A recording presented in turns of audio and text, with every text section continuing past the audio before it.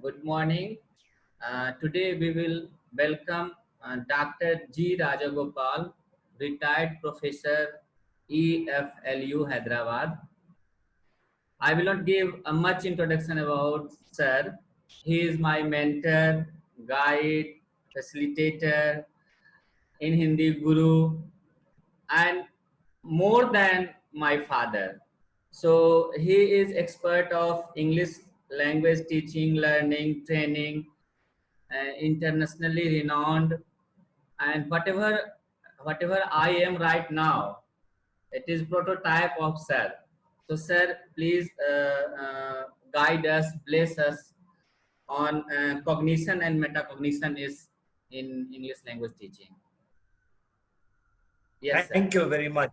Thank you very much, Rajiv Ranjan. Dear friends, uh, today I wish to speak on something which I want all of you to know well, Yes. understand it.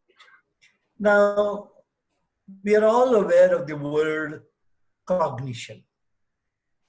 I don't know how many of you are aware of the word metacognition. Both these are related. And so today I want to introduce you to both these very important concepts. Let's begin now. I'll begin with cognition. I'll talk about cognition. Now, cognition is an activity related to the mind. All activities of the mind are known as cognition. That means, remember, cognition basically refers to the activities of the mind. Now, what is cognition? What is there in cognition?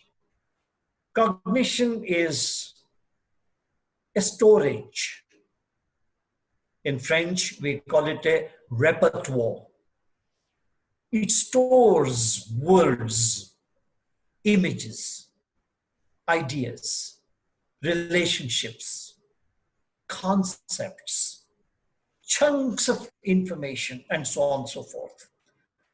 There is no limit to its storage. It can store lots of things. Not just store, it's also capable of organizing information. Now, when it organizes information, it categorizes, classifies. It says this information belongs to this category.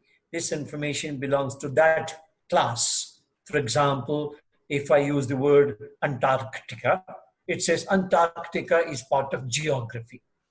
Desert is part of geology. And if I say something like, for example, masala dosa, it immediately says that, okay, this belongs to food. And so it belongs to another category. And so, for example, if I say sky, then it puts it elsewhere. Not just storage, it also has the ability to recall. That means cognition can remember. We say cognition remembers a lot of data. It reorganizes information. Now, when cognition does all this and much more, it uses what we call a knowledge of the world. This is very important. Cognition gathers information from around it. Wherever information is there in the world, cognition takes it in. Remember, cognition can also make errors of judgment, but it can correct, it can reform, or sometimes it can continue eternally with errors. For example, if somebody keeps on saying methodology, psychology, so this is an error. It has to be methodology or psychology, but some people continue to say methodology, psychology. Now we say that such errors are permanent, and so we say that it is a fossilized error. In other words, in a cognition, there can be many positives and there can be quite a few negatives, but all of them are stored in its storage. It's an integral part of everybody's personality. It makes you and I different from one another. That means it creates individual differences. Because it creates individual differences, we say that it creates different learning styles.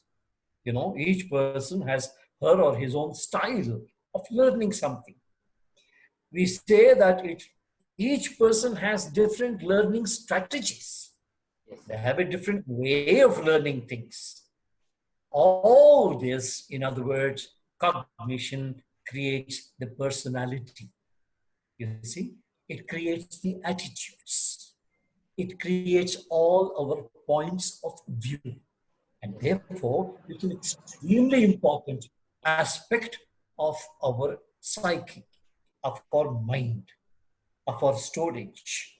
And so, because of cognition, you will find different types of, for example, learners.